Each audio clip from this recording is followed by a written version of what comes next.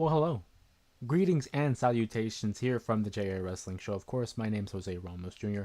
Welcoming you back here for another live stream on a Monday following WWE Monday Night Raw. The big conversation coming out of the week, and of course, being Halloween Havoc, NXT's latest premium live event. And I'll share some of my thoughts on that event here in a bit, but I want to check in with you guys, see what you guys are thinking about in terms of what had just transpired on Monday Night Raw, what we can expect at this upcoming weekend's Saturday night's main event. And also, I'm going to share my thoughts on LA Knight, one of the WWE's top stars in the company, one of the rising stars in the company, and someone that they really, for the lack of a better phrase, have dropped the ball on as of this last couple of years. But I want to give you guys an opportunity to join us here on the live stream. Of course, if you are not subscribed to the channel, you cannot participate in the chat. So go ahead and do yourself a favor, subscribe to the channel, join the conversation, join the J area, and talk professional wrestling with us here.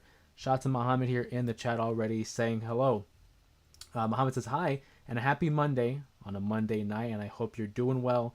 And the same with everybody here. Likewise, Muhammad, thank you for joining us here on another Monday night live stream following WWE Monday Night Raw. Real quick, I do want to talk about Halloween Havoc. As we're getting more people here joining the stream, I would be remiss to not talk about a pretty damn good event. Halloween Havoc, one of my favorite events for NXT. Obviously, you guys already know I'm a big fan of the Halloween holiday. And the big news coming out of Halloween Havoc was Tatum Paxley winning the NXT Women's Championship. They finally pulled the trigger on Tatum winning a title there down in NXT. Tatum Paxley, one of my favorites in NXT, just from a character progression, seeing her evolve into what we have seen her as of these last couple of years. She was a member of the Diamond Mine, then had a little stint there looking for a friend. One of her most prominent stories in NXT was being with Lyra Valkyria. Following her departure, we saw her teaming up with Gigi Dolan and Shotzi, and now most recently with the Culling and Easy Dame. And it's just a natural progression in the storyline that is Tatum Paxley, and allowing the fans, the opportunity to latch onto her and just ride this wave of motion during the last couple of years. I went into the predictions heading into it with two different mindsets here. Of course, if I were to use my head, my bald head, I would pick JC Jane to successfully defend that championship and carry on with the title reign. And if I went with my heart, it said Tatum Paxley, and I went with my heart for a pretty damn good reason. And turns out I was right. I don't want to toot my own horn, but I'll toot it right now. Tatum Paxley gets the victory. A great moment for the fans in attendance. A great moment for Tatum Paxley. I'm super happy for her. I look forward to what we do with this title reign with Tatum Paxley, even if it's probably going to be brief. Let's be real. Love Tatum, but I would not be surprised if it was a brief title reign that lasted all but a month. But regardless, as long as they give it the proper time and maybe some kind of story progression here on NXT TV, I would suspect that we're going to see her and Izzy Dame at some point. We saw that Izzy had the championship in hand, looking like she was going to strike her Culling member, only for her to dodge and have it connect with JC Jane. Maybe that's all a part of the plan. I don't know. It seemed very apparent that she was going after Tatum Paxley there. But of course, that's going to be something for a different day. Paxley's the champion, and we congratulate her, and we look forward to what is in store for the Culling, who, for me personally, not the biggest Culling fan. Sean Spears, ever since coming to NXT, it's an end-of-the-road type of a storyline for him. I truthfully could not see where they're going to go with the Culling. There's already a ceiling attached to it. The biggest stars that could come out of the group is Izzy Dame and Tatum Paxley. So this will be a nice progression in terms of what's going on with the Culling, as well as where we could go with Tatum versus Izzy down the line. Sir Roberts in the chat says, good evening. I heard Andrade wanted to join. However, make sure you read his contract so you don't look like a clown. The Andrade stuff. This is a great point here. Thank you, Sir Robert, for the comment here, and I appreciate you joining us here on another live stream. What's going on with Andrade, right? So we knew that his contract apparently had ended, that they released him. But of course, with any contract, there's typically a no-compete clause. Now, some people were trying to dispute whether or not there was one associated with his contract because of the way that he had left. But appearing on AEW, we haven't seen him since. Apart from that one attack on Kenny Omega and apparently joining the Don Callis family, we have not seen Andrade, and we've heard and read in the reports that he apparently breached his contract and now will be sidelined for a year due to a no-compete clause. Now, whether or not there's any merit to that, that is yet to be seen. And then there's rumors and reports that the WWE might be interested in bringing Andrade back to the fold. So, I mean, anything is up for game right now in terms of Andrade. I think he's one of the best right now in professional wrestling, just in terms of the presentation and the athleticism. Unfortunately, whether it's an AEW or WWE, he's never really quite found a footing in the company or that he was in at that point. I hope that the next promotion he jumps to, that's not the case, and he can find a footing and become presented as a real player in that company. But the Andrade stuff, man, keep an eye on that, because whether or not he ends up in AEW or back in WWE, to me, it's not a good representation of his just reputation, really. Because this guy keeps jumping back and forth like he's Jeff Jarrett in the 90s from WCW and WWE. Again, you could be a great worker, but ultimately, what is your relationship with the office? What's your relationship with the higher ups? Because they're the ones that are going to determine whether or not you're getting these pushes, whether you're getting these matches, whether you're getting these championship opportunities, or are even being presented on television. So the Andrade stuff, certainly something to keep an eye on there. Sanford, stop. He almost got me again. Sanford says, so say your strip light is dangling by your door. No, it's not. I don't know if you guys can tell.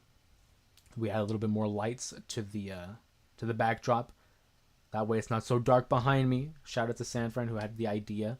It'll add a little bit more color to the streams and to the videos. But you're not going to get me this time, Sanford. Very nice try. Nice try. I was talking about Andrade. And this brings up another great wrestler, in my opinion. You could feel free to disagree. What's going on, Will? Appreciate you, Will, being here in the stream. What is going on with LA Knight? The LA Knight stuff. I mean, I've been a big fan of LA Knight since coming to NXT. I was a little bit late to the train that was Eli Drake. But upon seeing him in NXT and seeing the presentation, right, we saw the arrogance, the cockiness, and the ability to talk on the mic that was very similar to the likes of The Rock and Stone Cold Steve Austin. And even though there were people out there like Kevin Nash who wanted to throw shots and say that he was a carbon copy of these guys, it proved to be a formula that got over with the crowd organically. Over time, LA Knight not only won us over with his work on the mic, but his work in the ring. To me, he is the overall package. Has the look, has the mic skills, has the in-ring work, and can connect with the audience. So when he was finally called up to the main roster and they saddled him with the Max Dupree gimmick and had him do, the male models gimmick as well with Mason Mansoor and Maxine Dupree, it left a lot of people puzzled as to what we were doing. This was a Vince call, of course, prior to him being disassociated with the WWE. And it's like we had built up all this equity in LA Knight. We have seen the work and impact as Eli Drake, NWA, and now NXT and WWE. It was a made deal. He became a hot commodity. Fans wanted to cheer LA Knight, but they would not have it. Unfortunately, they want to saddle him with this gimmick, as they always do in the WWE. They want to make it their own property. They want to make sure they have ownership of the character that is being presented on TV. So when LA Knight finally steered away from the male models gimmick, it felt like a breath of fresh air. I'll never forget that segment where it was him, Maxine, Mason Mansoor in the back, and LA Knight finally emerged and finally acknowledged that this wasn't him, that he was never Max Dupree, he's LA Knight. And the crowd ate it up. It wasn't a big pop, not like the ones we see nowadays, but it was a sizable pop that you could tell, hey, there's something here. There's a little bit of potential here with one LA Knight. And so over the course of time, he has this opportunity to be on the microphone and organically get over with the audience. And before you knew it, This guy was in championship matches. Before you knew it, he was in the crown jewel main event against Roman Reigns for the undisputed championship. If you would have told me way back when LA Knight first debuted in NXT, and then he was going to have an opportunity to main event with Roman Reigns, I would have thought, man, they strapped the rocket to this guy. It took him a minute. It took him to get rid of Vince, for Triple H to get in power to push him. And obviously we knew he wasn't going to win the title. Not on his first try. Not even against Roman Reigns. But we knew, hey, we got something here with LA Knight. So we move on with LA Knight, and he becomes a contender in the United States Championship scene. And he wins the US title eventually. And he has a decent reign. He even gets a custom, strap for his troubles. But we're still wondering, when are we going to get this huge push, this main event push for LA Knight? He had a couple opportunities at Money in the Bank. Didn't win either one. And so we're left puzzled, asking Triple H, what are we doing? And the quote, although not verbatim, was something along the lines of, great things will happen to those who wait, to those who are patient. It has been a few years now since LA Knight's been on the main event scene, or the main roster, I should say. And we're still being asked when.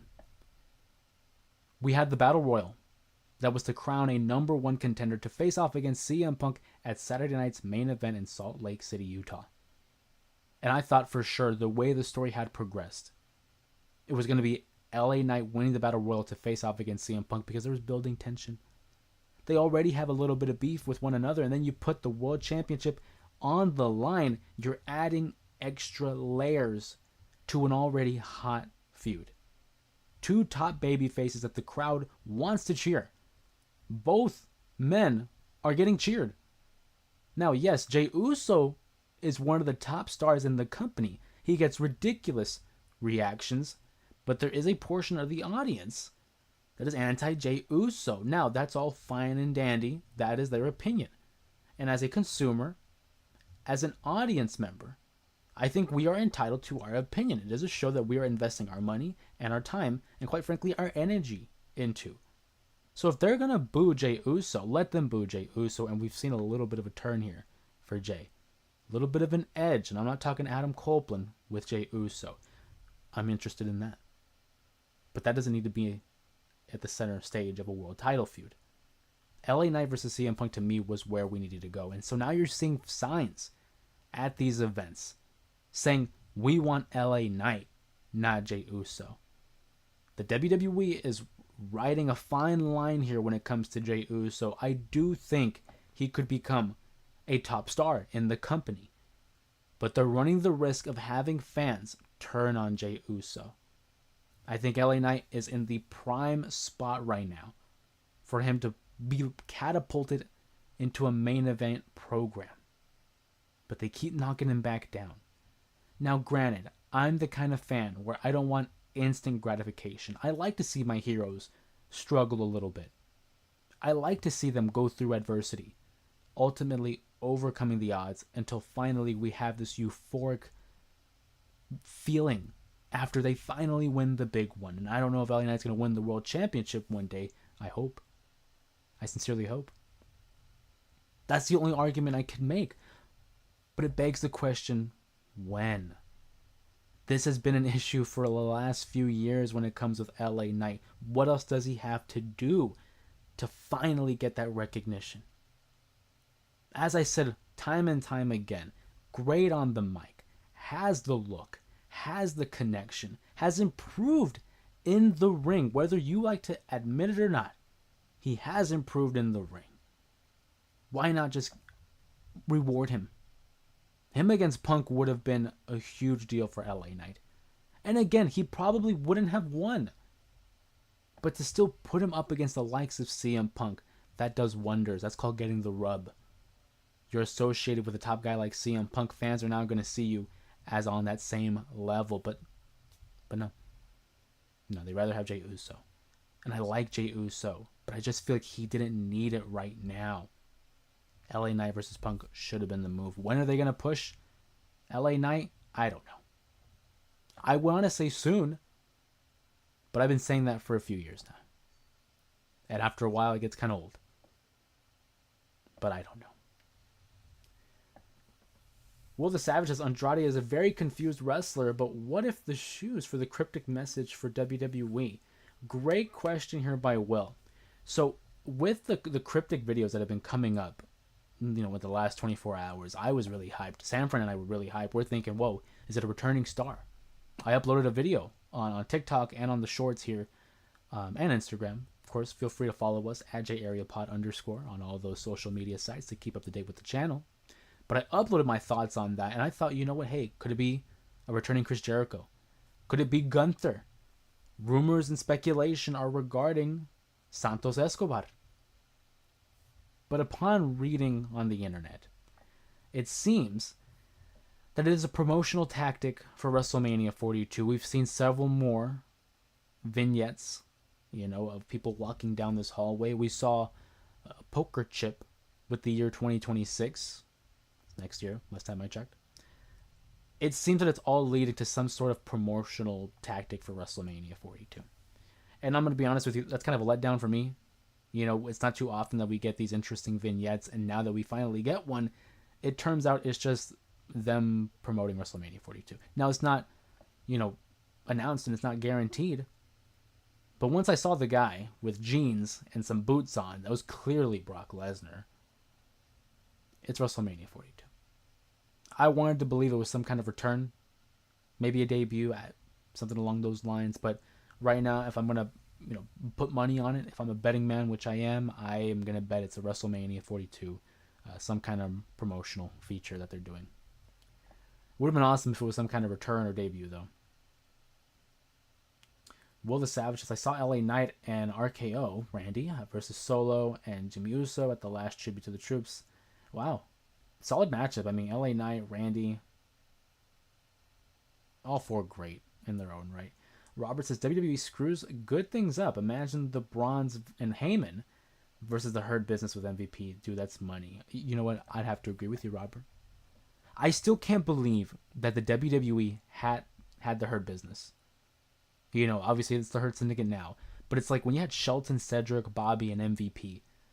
They were one of the big reasons to watch the WWE during the Thunderdome era. That was a time, I've said it before on the stream, there was a time where I wasn't really keeping up with WWE. I knew what was going on, but I wasn't actually sitting down and watching the show as religiously as I am now, as I was back then. Which is funny because during lockdown, where else was I going to go? But it wasn't as interesting. And the fact that they had those guys all together at the same time, and they didn't get a real significant push at the top, it speaks volumes to their priorities. I'm really surprised we never got Bloodline versus the Hurt Business at some point in the WWE. That to me just screams logic. It also screams money, but apparently there was a time and place when Vince wasn't all about making that money. But I'm with you. I think they get ahead of themselves. I think the WWE, for better or worse, believes they're a machine that can keep popping out champions, can keep pumping out superstars, and they kind of overlook those that they already have. Don't get me wrong, the main event scene right now is in such a good place, with a plethora of potential faces like Cody, Jey Uso, Randy Orton, CM Punk, Seth Rollins, Roman Reigns. There's so many guys you guys already know. And then you're overlooking guys like LA Knight, Chad Gable, because the roster's so stacked. Naturally, we're going to be looking over some really talented individuals. That's what happened with guys like Shelton Benjamin, who never really got a main event run. He was one of the most talented guys on the roster in the last 25 years. Didn't get a significant run. And that, I think, is one of the biggest what-ifs when it comes to Shelton Benjamin. Will the Savages, I cannot believe that there are no more tribute to the troops. I thought there was. I could have swore there was. They just don't treat it as much as a big deal as they used to. I used to remember. I guess I still remember, but I really enjoyed those tribute to the troops events when it was like taking place in Baghdad, and they were in front of the troops. It was like an outside venue, and it just had this special feel to it. I always look forward to those episodes of SmackDown or Raw in the later years, when they were going around the world and presenting this show in front of the troops. Once they got to the point where it was inside like an arena in Texas, I understand why they would do that, and it makes logical sense. Don't get me wrong. But it just didn't look the same. It looked like a regular event. It looked like a regular like Saturday night's main event or something like that. And once they moved away from those venues, it certainly lost its appeal for me. But I'm pretty sure they still do it. Again, just not as prevalent as they would. Real quick, I also want to talk about the Saturday night's main event card here. So we'll go ahead and we'll jump right into it. This upcoming Saturday, we have Saturday night's main event, the latest iteration of the iconic television show. And we have 4 matches currently scheduled on the card. And we're going to run through each of those matches. I'll share my predictions. I'll share my analysis and my thoughts on why I think these individuals will walk out victorious this upcoming weekend in Salt Lake City, Utah. First up, I have the Intercontinental Championship matchup. Dirty Dominic Mysterio will be defending his championship in a triple threat match against his opponents, Penta and Rusev, 2 individuals who I think are top-notch on the Raw roster. They had a number 1 contenders matchup on Monday Night Raw that unfortunately led to a no contest due to interference by El Grande Americano and his 2 minions, the Americanos, the luchadores that he has with him as well. So Dominic Mysterio, surprisingly, has been the champion since WrestleMania 41, having defeated the likes of Penta and Rusev already, and now it seems that we're going to be having a triple threat match. Dominic Mysterio, I think, is one of the best parts of Monday Night Raw. Certainly a welcome treat to see him on TV. You can remember a time where the crowd was religiously booing this man. They would not allow him to say a word. They booed him like he punted a baby into the front row. Shout out to Snitsky. And now they're actually cheering him. Every time he opens his mouth, they are cheering him. There is, I believe, a babyface run here for Dominic Mysterio on the horizon. Will it be now? I don't think so. And I don't think he's dropping that title just yet. I'm a big fan of Rusev. I love me some Penta, but I gotta go with Dirty Dominic Mysterio. I think right now, especially keep in mind with the Survivor Series event taking place in San Diego, California, there's no way Dominic loses this title just weeks before Survivor Series. I again am a betting man, and I'm willing to bet Dominic somehow finds a way to win this matchup by hook or crook, whether it is with the help of the Judgment Day or whether it is the help of El Grande Americano. Dirty Dominic Mysterio emerges victorious and continues his reign as the Intercontinental Champion. And you want to talk about championships. This card at Saturday night's main event is loaded with championships. So we're going to have the WWE Women's Champion, Tiffany Stratton, defending her championship against her challenger, Jade Cargill, yet again. It's a matchup that honestly I'm not entirely excited about. We've seen this matchup. I feel like Tiffany Stratton has only defended this title against 3 women. Now, obviously, it's probably been more, but in terms of a prominent feud, a prominent program, it feels like it's only been against Nia Jax, Jade Cargill, and her WrestleMania feud against Charlotte Flair. Aside from that, this reign has just been a rinse and repeat with Tiffany Stratton, which is a shame because I like Tiffany Stratton.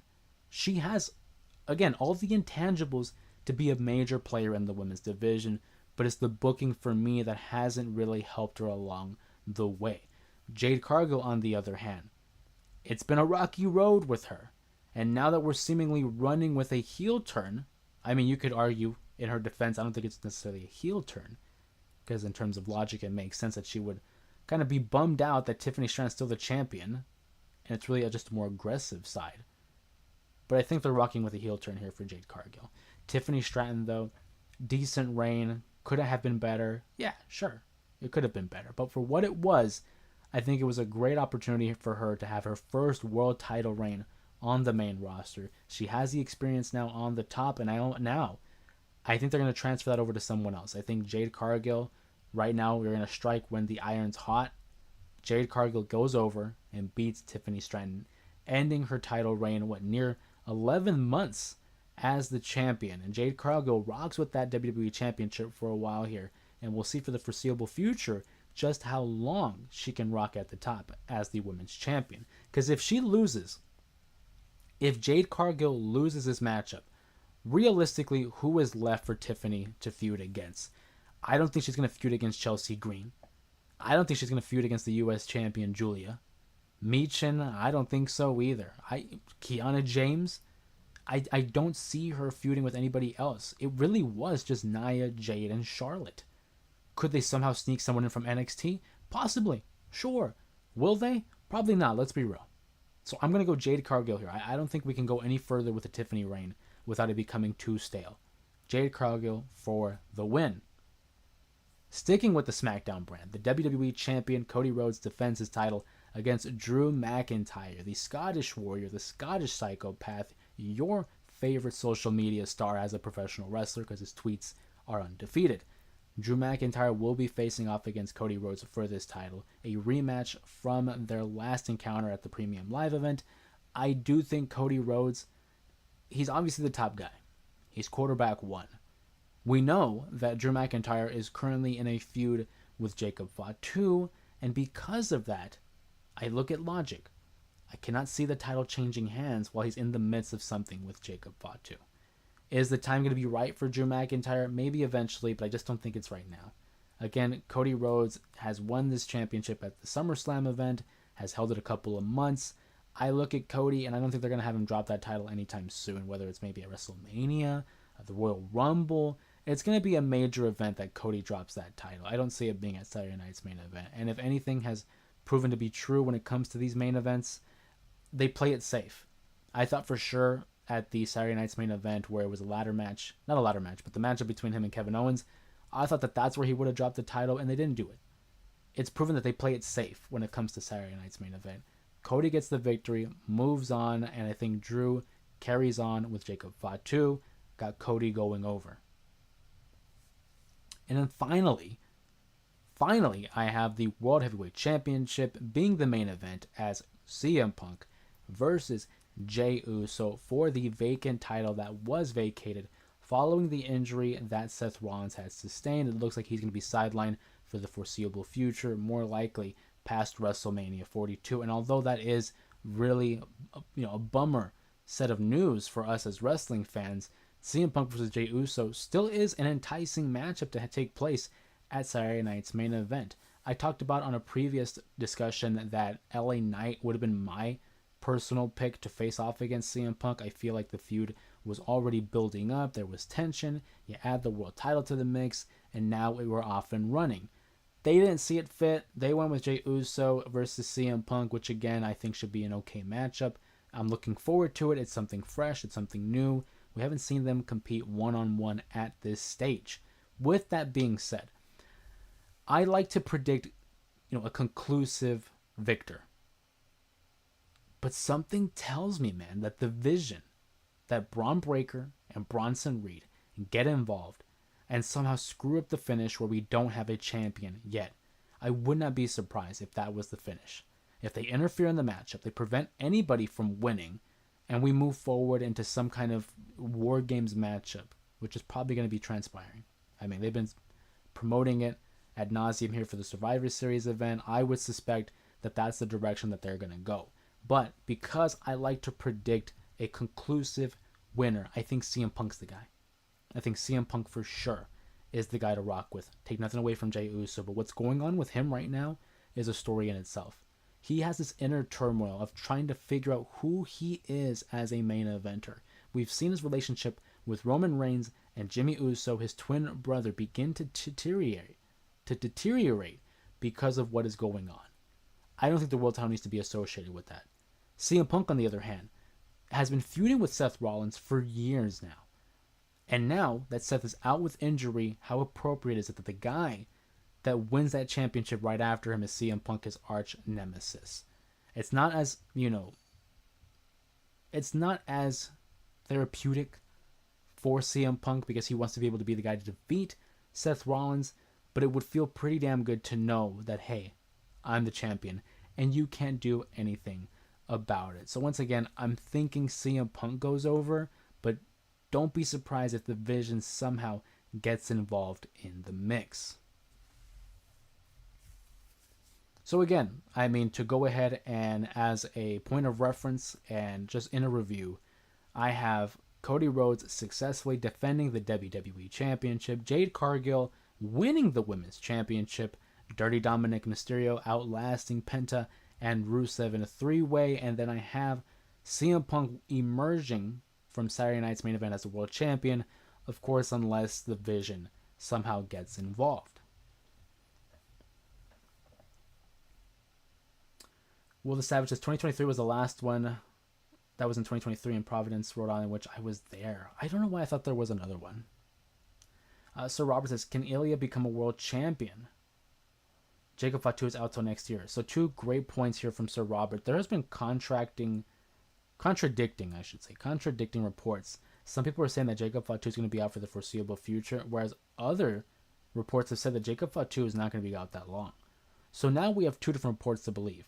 Whether he's going to be out for a long time or not, that's the question that remains to be unanswered. I would like to think that he'll be back soon. But again, given the reports, it could be either one. As for Ilya, I do think so. I think Ilya could be a world champion. Look at what happened on SmackDown when he won the U.S. Championship. This guy came out to, a mild reception from the audience because he'd been gone for over a year, so maybe they kind of forgot who he was. I hope that wasn't the case because I think Ilya is a tremendous athlete. I mean, you've seen the training videos that this guy has on socials. But Ilya managed to get over with the crowd during the matchup to now when they're, announcing him as the victor, the crowd is losing it. His matchup against Sami Zayn was fantastic. I loved that matchup. His matchup against Aleister Black was also really good. And Ilya Dragunov, to me, has the makings of a future world champion. I need to see Ilya Dragunov versus Gunther for the world championship at some point. You've seen if you haven't seen their battles in NXT UK, man, do yourself a favor, check them out. If you thought Gunther's chops were lethal now, check out what Ilya had to deal with back in NXT UK. And it was like in front of nobody because it was during the pandemic era. But I mean, Ilya Dragunov versus Gunther for the World Championship in a main event scene, give me that now. Please. Serve it on a platter for everybody because I have no doubt in my mind those guys would deliver a masterpiece. Ilya Dragunov, a future world champion, I hope so. In my opinion, I think, yes, he could be. Again, it's just a matter of them pulling the trigger. That's always the issue when it comes to WWE. Will they pull the trigger? But I appreciate the question, Sir Robert. Thank you so much for that. But I want to hear from you guys. What are you guys thinking about Monday Night Raw? We had the main event scene. It was the tag team titles on the line as Bayley and Lyra Valkyria were challenging Charlotte Flair and Alexa Bliss in a pretty good matchup. Really enjoyed that tag team matchup. The Kabuki Warriors got involved. I think the WWE telegraphed the finish when they had Charlotte and Alexa Bliss discussing in the back that they only needed 2 more victories for the most title defenses as a tag team titles. To me, you don't say stuff like that and not back it up. So once they had said that, and obviously with the Kabuki Warriors just roaming around the back, you basically, it would have been a shocker that Charlotte and Alexa weren't going to win. So obviously they went the safe route and they have that going. I thought the finish was pretty interesting. Not the finish of the match, but the finish of the show. It kind of felt like it was flat. You know what I mean? Like I thought for sure maybe Bayley turns on Lyra, but it just ends with the Kabuki Warriors attacking everybody and just kind of cowering away. And you see Bayley, comforting Lyra. I don't know why I thought there was like something gonna happen. I thought maybe a turn by Bayley was there. I'm sure they're gonna save that for another time. What's going on, Tyler? How you doing, my friend? Glad you could be here. Mom says, whatever happened to Becky Lynch and Ivy Nile? Ivy Nile, I'm not sure. It has been a minute. We haven't seen Ivy Nile or the Creed brothers like since Chad Gable got injured. Since Chad got hurt, we have not seen those guys on TV. I mean, maybe a little bit with El Grande Americano, but it feels like ages that we've seen them. As for Becky, I mean, she was just there last week. She had a matchup against Maxine Dupree, and got disqualified in that matchup. So she probably just took the week off. You know, a lot of times you're going to see stars, you know, come in and come out. Look at Rhea Ripley. She wasn't there either. It's just sometimes they're going to take the week off. MLW, GCW, and NXT pay-per-views, all of them. Yeah, so I only got to see the NXT Premium Live event. As I said, MLW and GCW, those are like two shows I keep up with on like Twitter and YouTube and watch on the clips. It's you guys already know it's a lot of content out there that we're trying to consume, and I try to really prioritize the big three being TNA, AEW, and the WWE, with a little bit of AAA every now and then in New Japan as well, because I like to make sure I get to consume all different types of pro wrestling, whether it's lucha libre, strong style, American, but there's a lot of content out there, and I'm hoping that you guys are enjoying pro wrestling as much as I am, because it just adds to the conversation that we have here on the stream. Speaking of streams, I want to do a quick plug here. On Thursday, October 30th, we will have another live stream. That's this upcoming Thursday. A little bit of a Halloween theme. We're going to be discussing some of the most spookiest characters in pro wrestling history, as well as moments and matches that really stand out. If you guys want to go down that route, I would love to talk also about just horror in general, Halloween being one of my favorite holidays. Obviously, you guys know I'm a big fan of film, so if you guys want to talk scary movies on Thursday, we'll do that as well. It's just a quick little hangout for Halloween. So make sure you join us this upcoming Thursday, October 30th, for our Halloween stream. I'm looking forward to seeing you guys there and just celebrating the holiday with you guys here online. As always, it's a great time talking with you and hanging out with you, talking pro wrestling, but it would be cool to talk with you about anything in general when it comes to the holiday of Halloween. That is this upcoming Thursday. Of course, every Monday we go live following Monday Night Raw, and I do anticipate on uploading another video. Don't want to give away what it is because it's a surprise. If you are a member of the Main Event Mafia and are a member of the channel, you kind of already have an idea of what this video will be. All I'll say is that it regards fantasy booking, and it's something that I've been working on for the last couple of weeks. I'm looking forward to bringing that to fruition and bringing that to life and sharing that with you guys as we continue to try to grow this channel.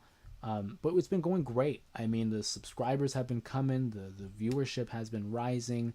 You guys have done a great job of supporting the channel and letting me feel as supported as you guys do. So nothing but love and admiration on my part to you guys. So can't thank you enough. Sir Robert says Aleister Black and Zelina Vega is awesome. I agree. I'm surprised that it took them this long. I'm surprised it took them this long to get Zelina Vega and Aleister Black together. I mean, being that they are a real-life married couple, you really would think they would take advantage of the on-screen chemistry between the two. The presentation, though, I gotta be honest with you, it feels very, very reminiscent to Karrion Kross and Scarlett. Could they have done something there between Karrion and Scarlett versus Aleister and Zelina? I would like to see it. But I'm a big fan of Zelina Vega. I'm a huge fan of Aleister Black. So to see them together on screen with this like dark kind of persona between them, I'm all for it. Love it, love it, love it. And I hope they go far as a tandem. And I hope this allows Aleister Black to rise the ranks of the main event scene, because I would love to see him revisit a matchup against Cody for the WWE title. Now, granted, he probably won't win it, I know, but still, it's all about who you're associated with. And if people see a guy like Aleister across the ring from the American Nightmare, it's all about that rub, baby. It's all about that rub. October 30th is Adam Copeland's birthday. Shout out. It was also CM Punk's birthday yesterday. Shout out to the best in the world. Happy birthday, CM Punk. And a future birthday to Adam Copeland, one of the best to do it. Tyler says, also, I'm starting my own Discord server, Pro Wrestling soon. I will post in the community channel. Congrats to Tyler there, being able to expand his community and being able to build one for himself. And just, again, adding to the conversation of pro wrestling, whether it is here on the stream, whether it's on Twitter, Instagram, TikTok, whatever the case may be. As long as you guys are adding to the conversation of pro wrestling, that's awesome. I think it's great for the business that we have so much content going and so much, just shows to watch when the business is just so strong. It's such a big thing because it's allowing us as fans to enjoy it. It's allowing content creators to continue to create content, and it's also helping the employees, whether it is wrestlers, producers, stagehands.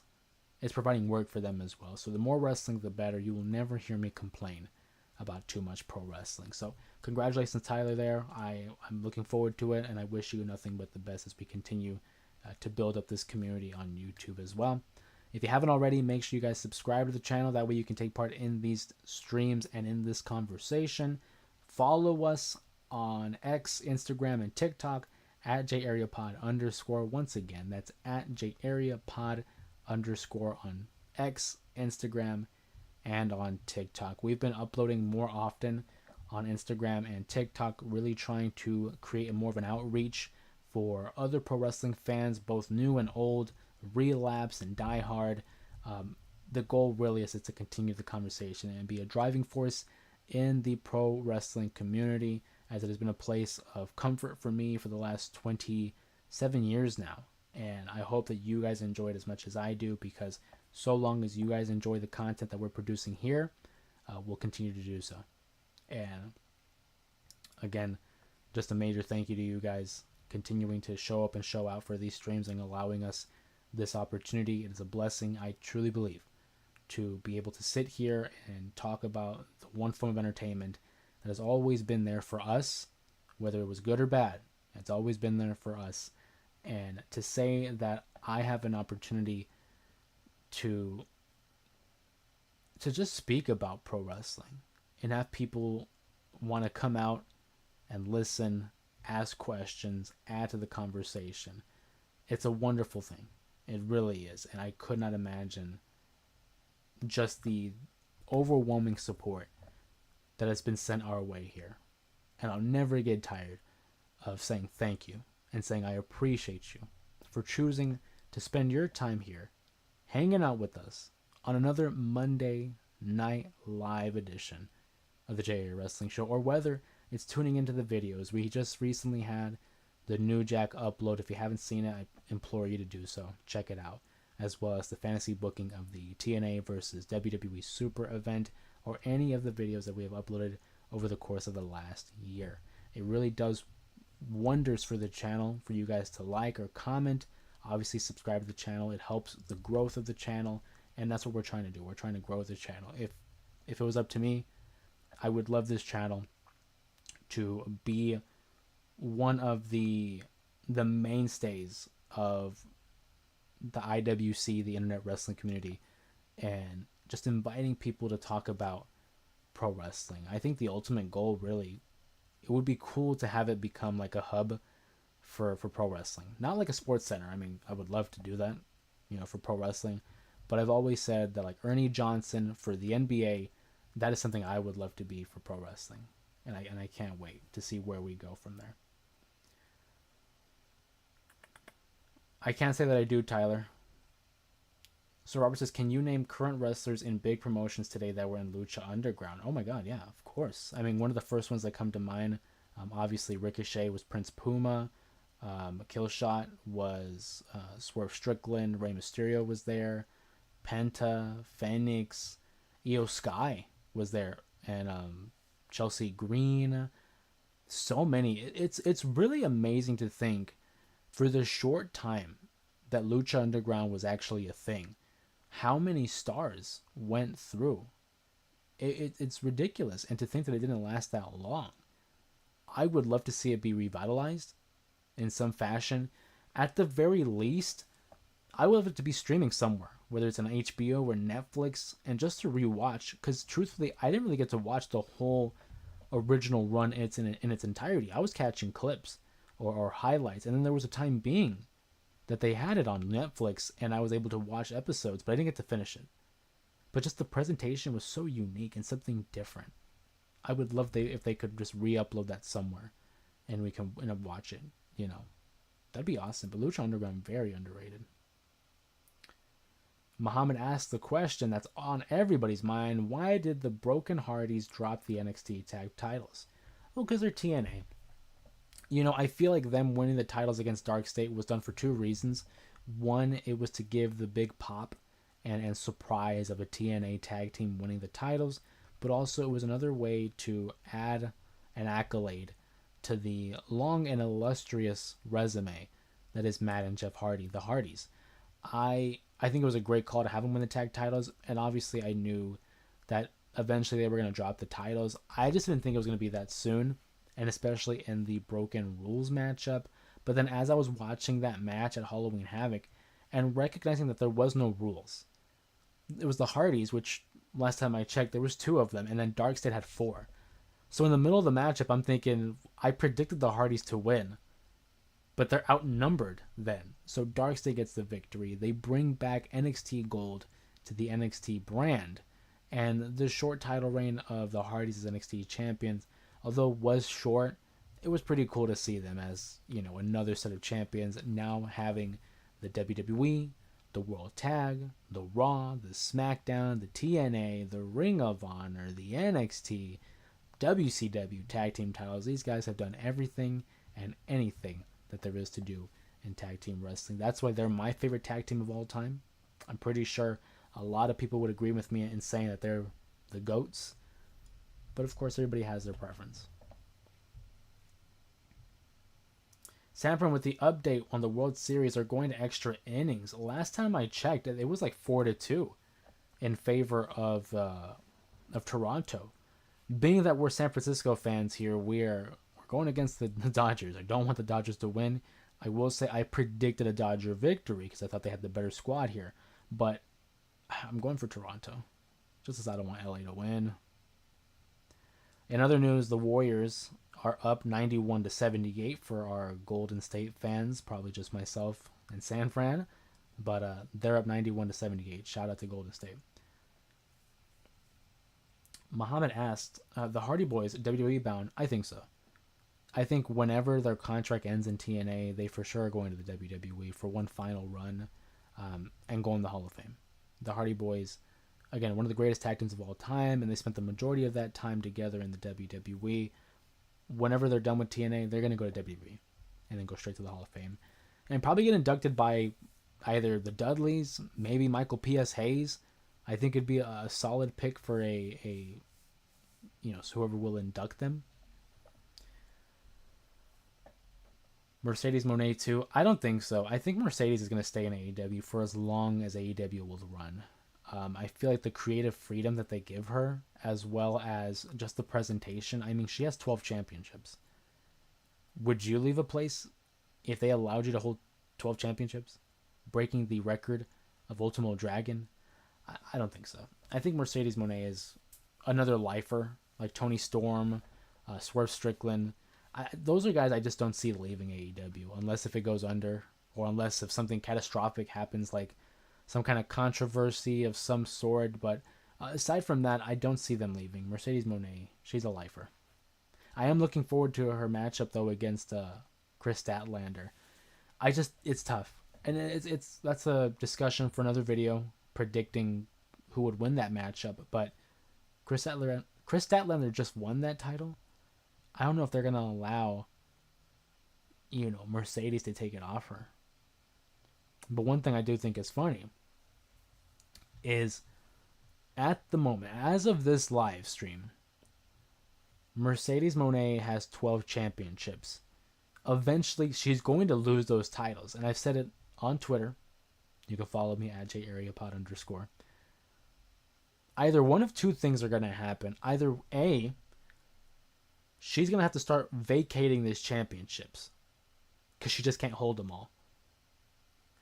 Or B, she's going to go on a legendary losing streak, because to lose 12 titles, man, good God almighty. 12 titles that she'll have to lose? I don't know how they're going to do it. I think in order to save face, she's probably just going to start dropping titles, like relinquishing them. Or they're going to force her to drop those titles. Like, let's say she doesn't defend them in a certain period of time, so it's like, hey, we got to take the title off you.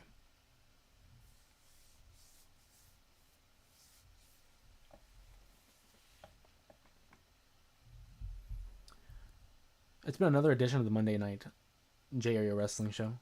We have a little bit under 10 minutes, about 8 minutes left here in the stream. If you want to ask your guys' questions, share any comments, whether it's pro wrestling related or not, now is the opportunity to do so. I always look forward to these live streams as it gives me a pretty good understanding of where you guys are at in terms of your fandom, as well as where you guys are at in terms of the daily events in pro wrestling. I'm not going to pretend like I know everything, even though sometimes I do.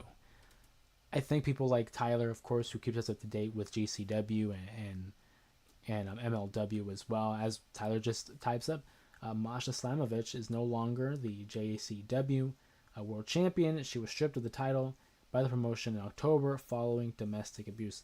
Again, something that I wasn't familiar with. I don't keep up to date with a lot of the independent scene. As I've said, it's really the big three that I try to keep up with: TNA, AEW, and WWE. But any other promotion out there, I welcome the conversation. I welcome the updates.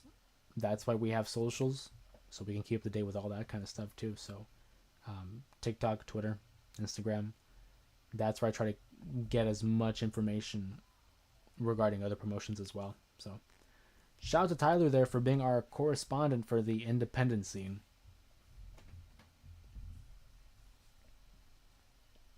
But just a little bit of housekeeping again, trying to do some reminders. October 30th, this upcoming Thursday, we will be going live for our Halloween live stream. We're going to talk spooky, whether it is spooky gimmicks, spooky characters, spooky moments, maybe share a little bit of Halloween stories, just a hangout, kick back on the stream on Thursday. I would love for you guys to hang out with us this upcoming Thursday. Of course, next Monday, we'll be going live again, and keep an eye out for the upload of the fantasy booking that I won't give up because it's a surprise. Main Event Mafia members know what I'm talking about. And in doing so, just continue to support the channel. You know, whether it is liking, subscribing, commenting, you know the gimmicks. Following us on socials and continue to spread the word and allowing the channel to keep growing as it has been over the last several months. We just recently hit 12,000 subs. You guys already know the goal was 10,000, and now we're at 12. Just awesome. Awesome. Can't thank you guys enough. All love on my part, and I look forward to what the future will bring us. This upcoming November, we do have events like Saturday Night's Main Event. We have Full Gear. We have Survivor Series. I believe Turning Point is also in November for TNA. So a lot more wrestling to discuss, and as usual, I look forward to having that conversation with you guys. Again, as we begin to close out, though, any last second questions or comments? Otherwise, we're going to start closing down shop here. You guys can always find me here on YouTube at JAreaPod, or just look up my name, Jose Ramos Jr. On socials, you can find me at JAreaPod_ for J Area Wrestling content. Usually shorts or TikToks is what we upload, as well as updates on the channel. Continue to like, share, and subscribe.